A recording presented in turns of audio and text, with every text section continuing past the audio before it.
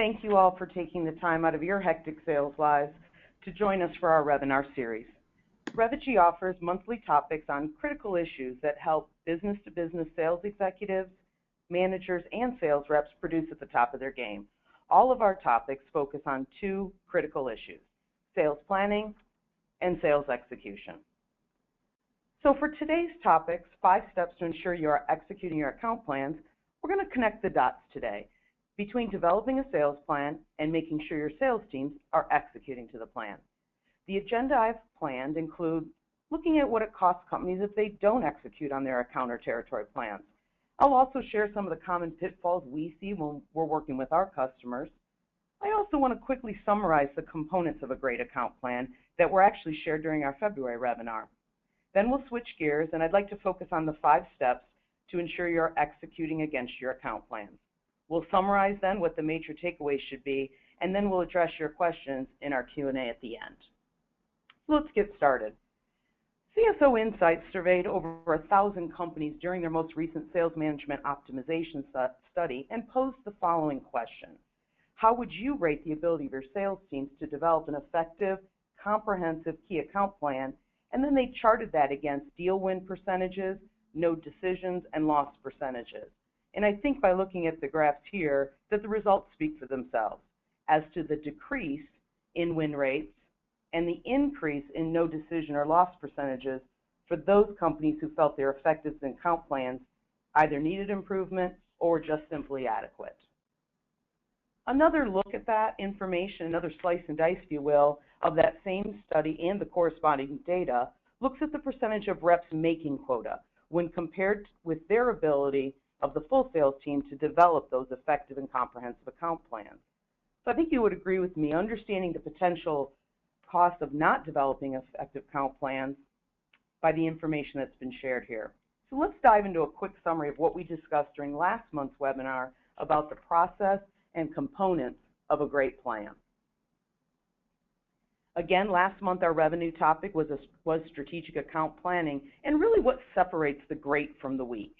Some of the key success factors we discussed were around process and prioritizing and segmenting your accounts appropriately, developing that common process, tools, and language, having those account reviews and ensuring that there's coaching around those reviews, and really the need for collaboration.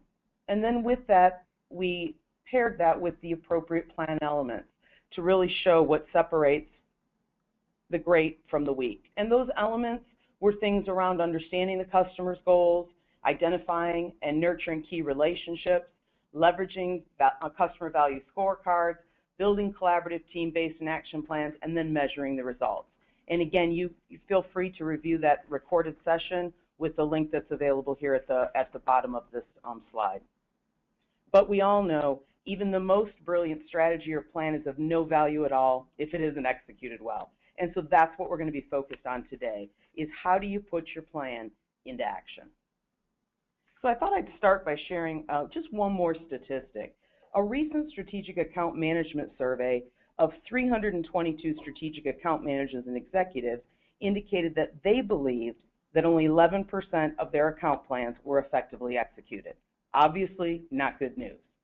How could this be, you might be asking? Well, we know from working with our customers at Revigy that there are some common pitfalls around account planning at many organizations, and I'd like to talk with you about some of those today. Pitfall number 1, I think we all probably recognize this one. The typical annual account planning event where everybody's given a PowerPoint deck, template, told to document everything they know about the account and maybe any of their ongoing plans so that they're ready and armed to get in front of a room to present to either a review board or a manager, and sometimes, let's be honest, feel themselves for a bit of an inquisition. Or worse yet, they receive the PowerPoint deck template and a deadline for submission, and the crickets set in. They begin to wonder, did anyone review this? Will I ever hear anything back? Was it good? What's now? So that pitfall of the one and done is a common thing that we see that stands in the way of effective execution against account plans. Number 2, a little bit narcissistic. When we work with our customers, we often found that account plans are solely focused on what they have to sell. You know, their products or the bundle of products. Yep, definitely a bit narcissistic.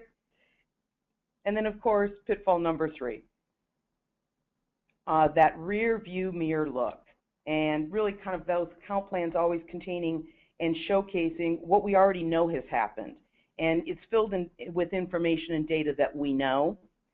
And the purpose of that rear view mirror look is to substantiate the account executive's knowledge about the account. And then lastly, pitfall number 4, really mum's the word.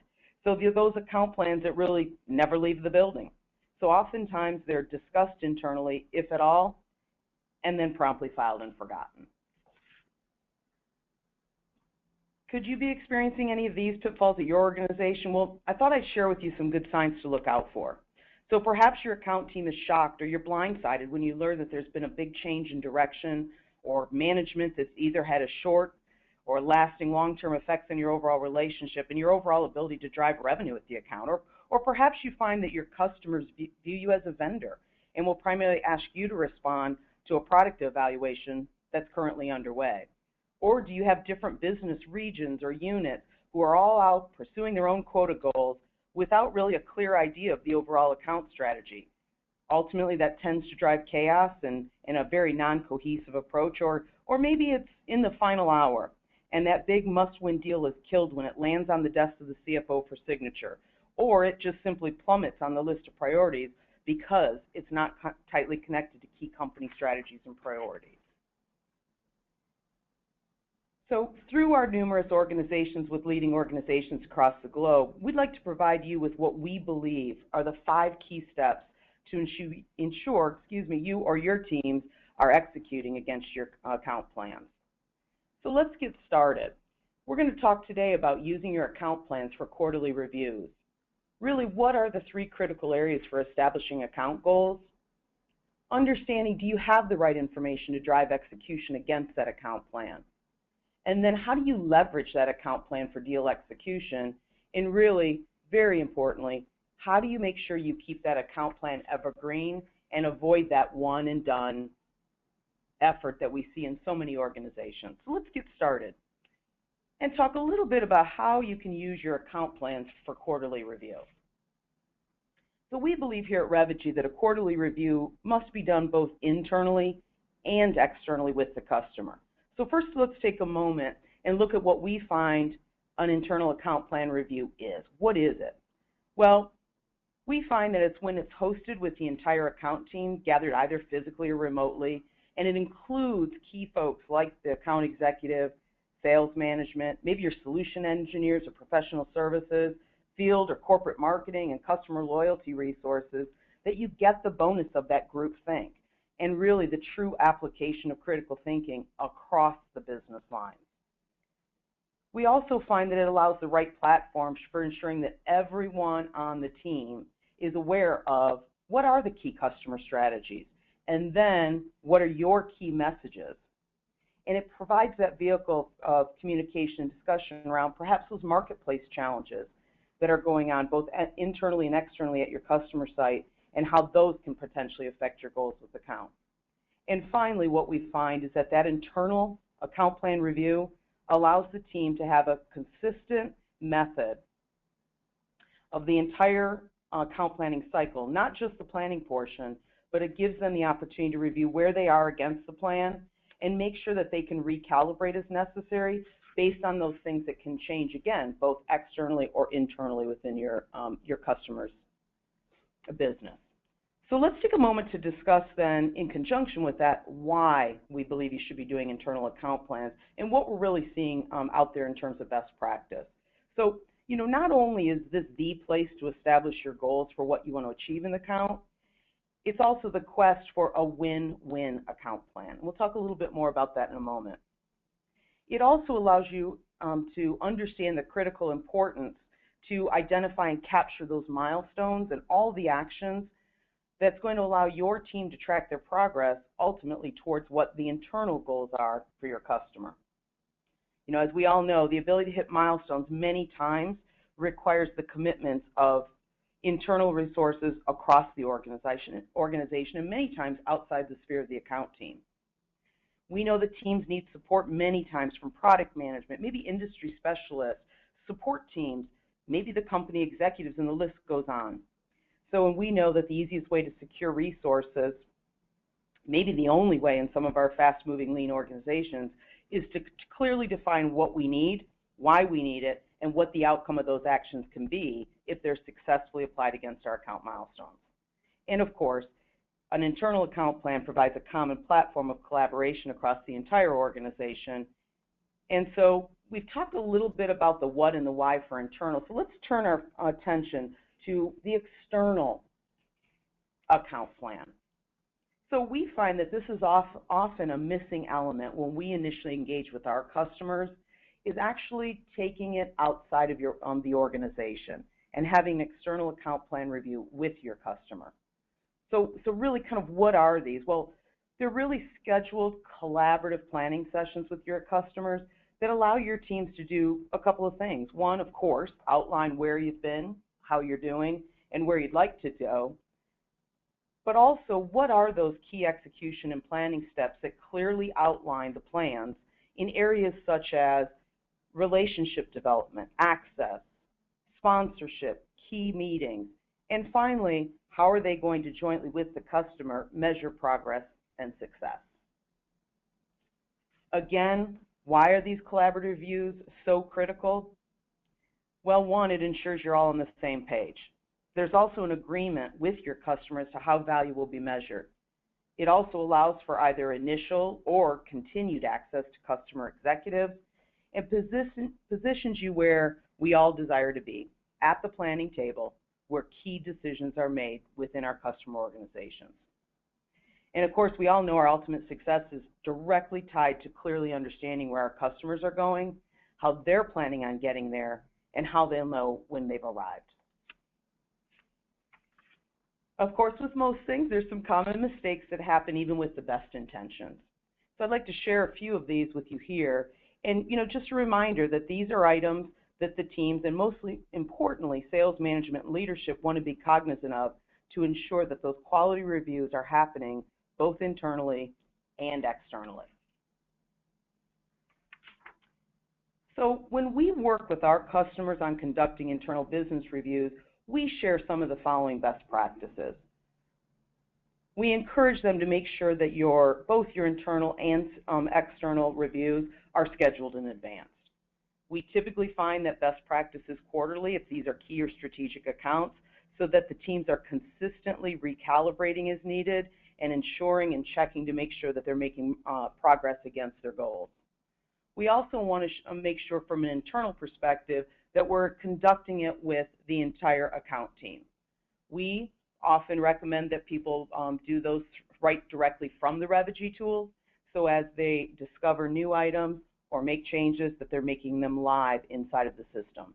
But one of the absolute most important things is to make sure that there is a standardized agenda, that people understand what's to be expected, understand the information to be reviewed, have an opportunity to do some thinking prior to the meeting, and that there's a standardized approach that will allow them to initially provide an update on progress made from the previous quarterly review, update on progress against milestones, and then a good critical discussion around any roadblocks that are either being encountered or have a potential to be encountered, any barriers that the teams are up against, and then making sure that the team is focused for the entire, as an entire team for the next quarter.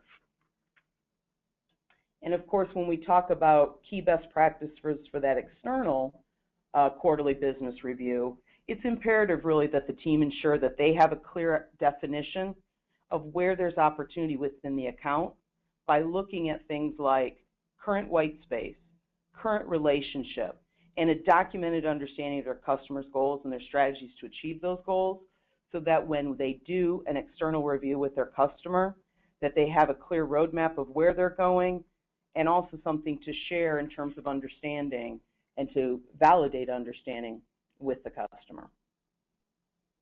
So let's talk about the next area, which are really the three critical areas for establishing account goals. So I'll start by saying one of my favorite quotes from Covey that supports, it's actually, I guess, my personal mantra, is always begin with the end in mind. So here's something I'd like to share from Covey that says, to begin with the end in mind, you must begin each day, task, or project with a clear vision of your desired direction and destination, and then continue that by flexing your proactive muscles to make things happen. So at Revigy, we really believe that there are really three critical areas for establishing account goals. The first, and I think pretty obvious, is revenue goals. We all understand this one very clearly. It's the reason that we do account planning. So not much explanation here is required, but I will say it's important to consider, how does this get broken down based on your customer's organization? And then secondly, we feel it's critical to document, what are the customer success goals? So what do you want your customer to achieve through their relationship with you? And lastly, in terms of areas of three critical areas for establishing account goals, are those relationship goals. And this is really, what type of relationship do you want or seek? When do you want to establish those relationships, and with who? As we move along to item number 3 on our 5 steps, is that we want to make sure that we have the right information to drive execution against that plan. So a few moments ago, we discussed the importance of reviewing things like, what is the current white space within the organization? Where is their opportunity? What is your customer's current strategy? And what are those unique projects and imperatives that they have underway to allow them to ultimately reach their goal? And what are the current relationships that you have within the organization that are absolutely essential to establishing the right type of a relationship? But we know it can't end with, just that information. We have to gather that information, and then we have to apply some critical thinking. And the reason we want to do that critical thinking, once we've established this information, is so that we can identify what are the missing pieces. So we need to really understand, do our current identified or potential opportunities that we would like to pursue, do they align with the customer strategy? Do we currently have the right account relationships and the right access to the right people so that we can discuss with the right people how we assist them with meeting their business goals? And finally, as we find these missing pieces of information or simply identify it, are we documenting the necessary actions that we're going to need to do to secure this information? So with that in mind, how do we leverage this account information when it comes to actually executing against opportunities and deal execution within the account? So let's assume that the account team has begun having both those internal and external review sessions, and they're doing it with an established frequency and cadence. And they're focused equally on what they don't know as well as what they do.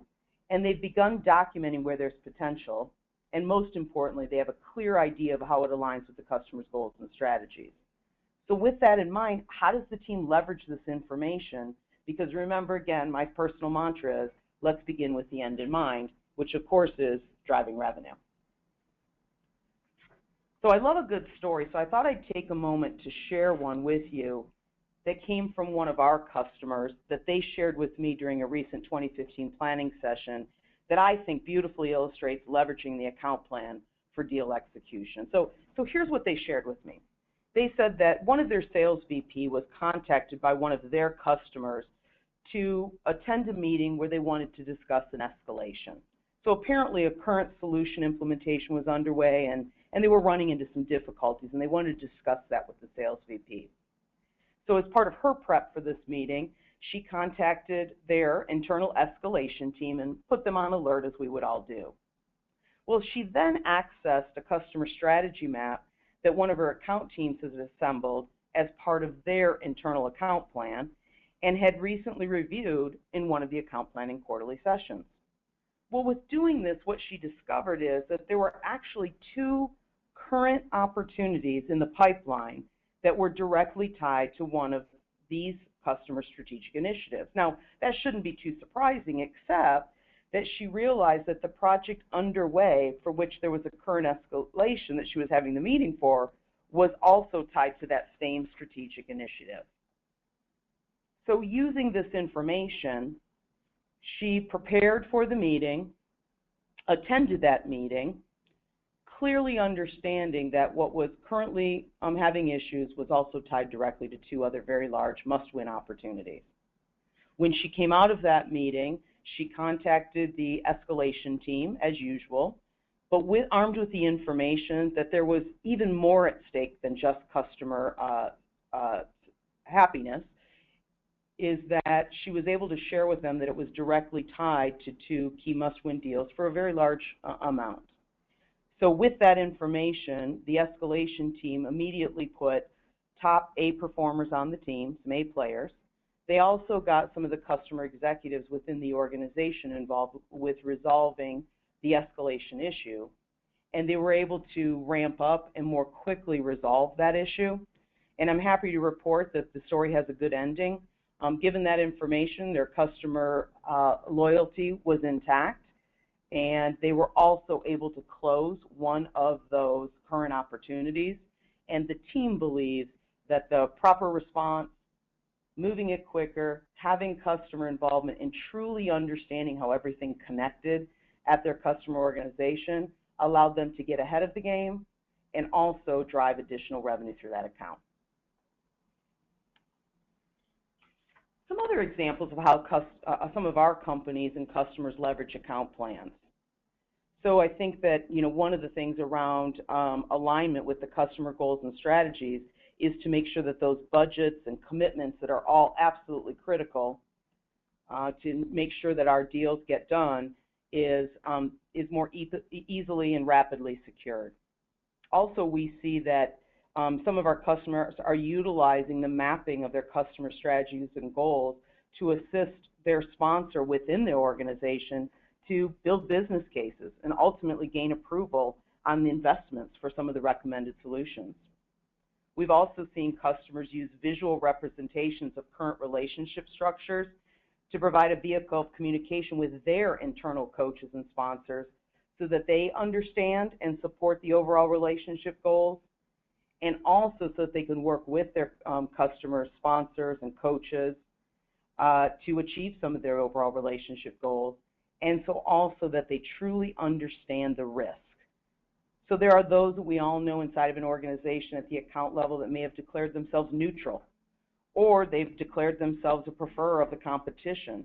So using that information and truly understanding who influences whom within the organization and where our friends and where our foes are allows them to be able to leverage that information within the account plan directly for deal execution. And lastly, as we all know, is really to ensure that they're using the most precious commodity, time, by understanding when and why they need to take action and getting that information documented.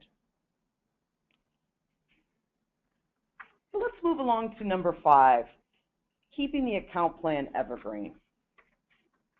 What we know here is that the key is around making sure that there's expectations or governance, if you will, about how often an account plan internally and externally is done, and really operationalizing the account plan. And what I mean by that is making sure it becomes a part of the way that the teams work together, the way that business is done, the expectation of when we get together on a quarterly basis for our key or strategic accounts, that we have a common cadence, as we talked about a little bit earlier, that we share.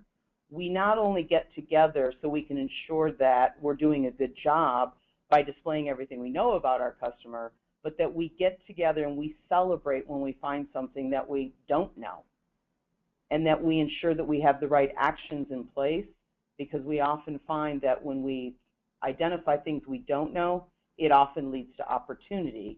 And once we're able to secure that information, that we're able to then pursue that. So really keeping that account plan evergreen, making sure that it's not a one and done process, and that we're revisiting and again, as we talked about a little bit earlier, recalibrating, making the changes that we need to so that we stay abreast and that we don't get surprised by some of the things that we can say happen and some of those common pitfalls.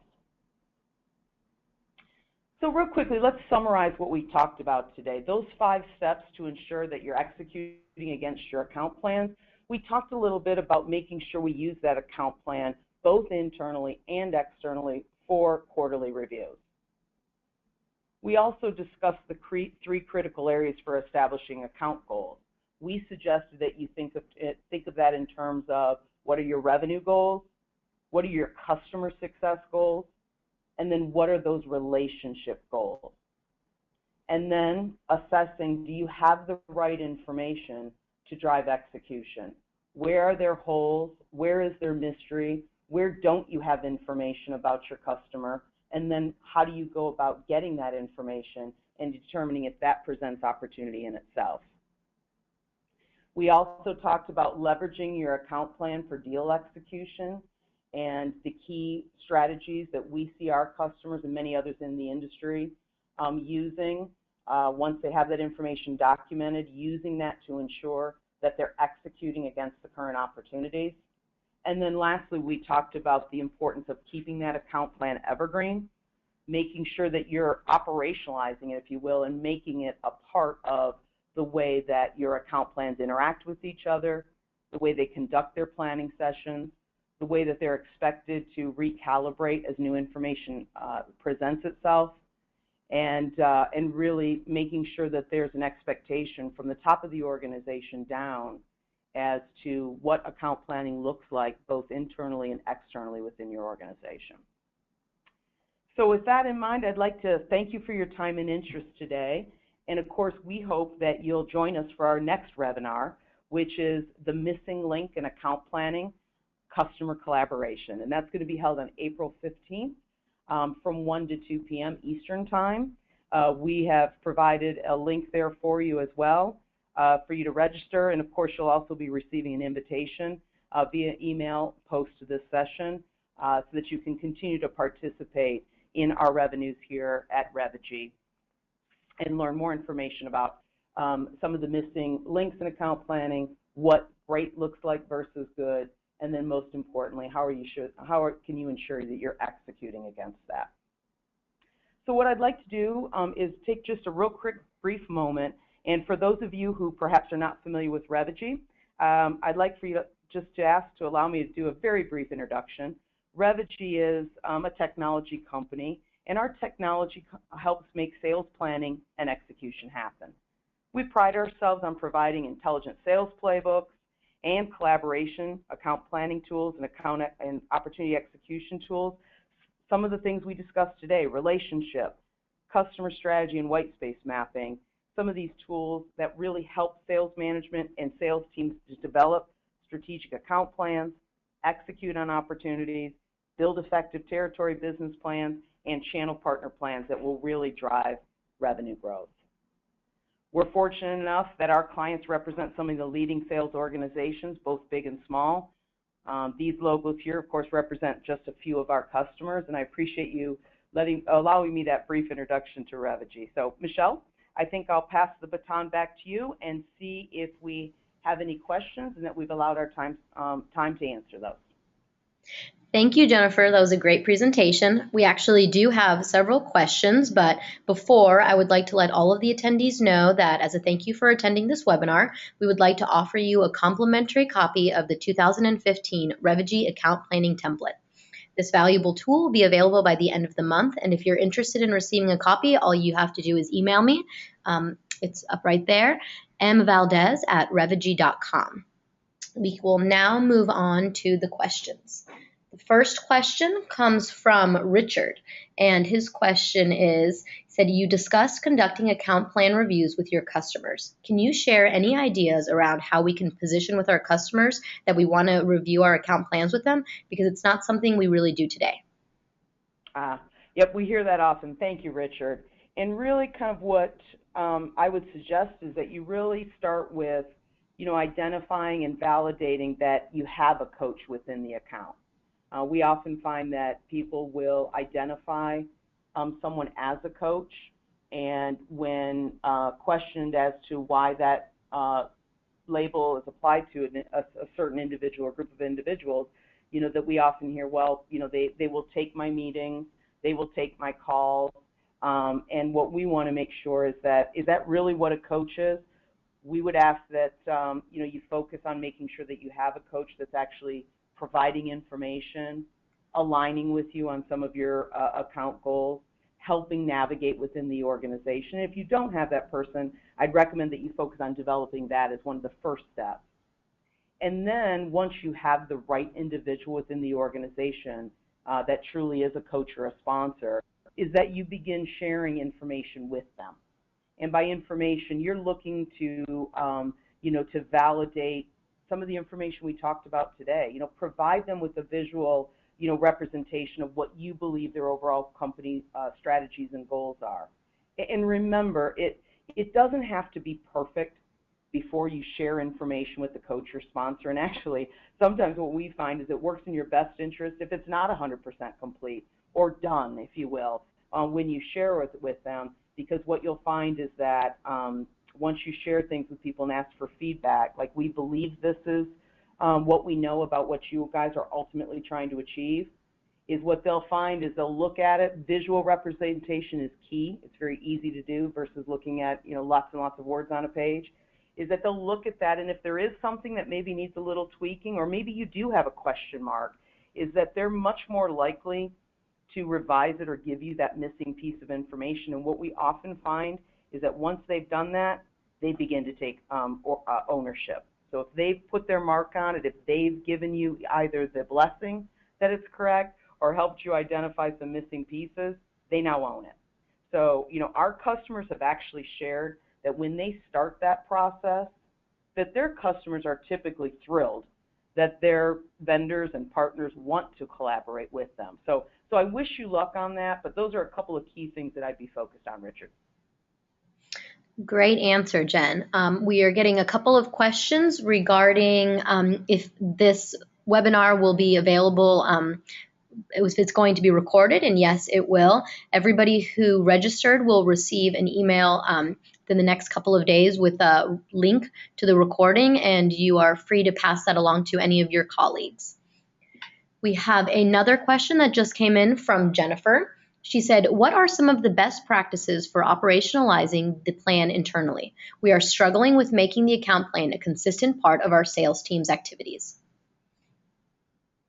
Well, I think that kind of goes back, Jennifer, to some of the key things that we discussed earlier. It's really ensuring that there is an expectation, a clear expectation within the organization that you have buy-in from management. We often hear from some of the customers that we're fortunate enough to work with that many of the account teams, the people that have been successful and are hitting and achieving their revenue targets for their key accounts, is that they're doing their own account planning, and they're pulling their people together alone. And where the problems often surface is that instead of getting collaboration internally from management around what the strategic planning is, that they're really driving predictable revenue and having a plan ahead of time, is that what they're being asked when they come together for meetings is, what are you going to close this quarter? So I think, a couple of things that we shared with you today, and of course we'll get this deck out to you, is make sure that it really becomes a part of your organization and you operationalize it, if you will, and that there's a cadence and a governance that's expected, and that you have that senior management and first line management not only approval but support, so that they're actively involved in that process. So I hope that's helpful. We have our last question comes from Louise. She said, I can relate to this question. She says, we have issues at our organization with account executives not wanting to relinquish control in an account, and they really start collaborating with the extended sales team. Any suggestions for how to overcome or address this? Yep, I can relate to that too. Well, let me think. So I guess, I love my saying, begin with the end in mind. So with that, my recommendation would be to really kind of focus on what's in it for them. And then, I'm not sure of what your role is, Louise, but how you can or your team can support them best. So again, I'd go back to, I hate to sound like a broken record, but I'd recommend instituting a standard cadence and process so that they know what to expect. I'd also highly recommend that if you're not already doing this, that you provide your teams with account planning tools to make that collaboration effort easier. Really gone are the days when, sharing a PowerPoint through email are effective ways of communication and running around and worrying about who has the latest version.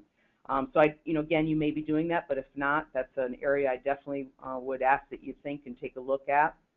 And then again, I go right back to what we talked about a moment ago, is really ensuring that management is a part of both those internal and external reviews, and that they're active, and that they actually review the plan, and that they support the allocation of resources. So I mentioned the importance of bringing teams together so it just doesn't sit on the shoulders of one account executive. And so, support those internal meetings. What we often have account executives tell us is that even when they do have a good, productive meeting internally, and some good ideas are written down and some great brainstorming and blue sky thinking happens, that often everybody says, wow, great meeting. They get up, they walk out the door, and there sits the account executive going, well, I guess I better get busy. I've got a lot of things to do here. And they're really kind of left holding the ball. So I think in order for them to really start collaborating with the extended team is to have some of those account planning tools that I mentioned, so that the teams can effectively collaborate, and that individuals on the team outside of the account executive are very clear on what their role is, and that actions are assigned to them, so that the account executive isn't left holding the ball, but most importantly, that they understand what's in it for them if they do collaborate. They get help, and they move along quicker to their goals. So again, I hope that was helpful. Yep, I think that is it. We finished a little bit early, so it looks like everybody is going to get a little bit more time in their day. Who doesn't love that?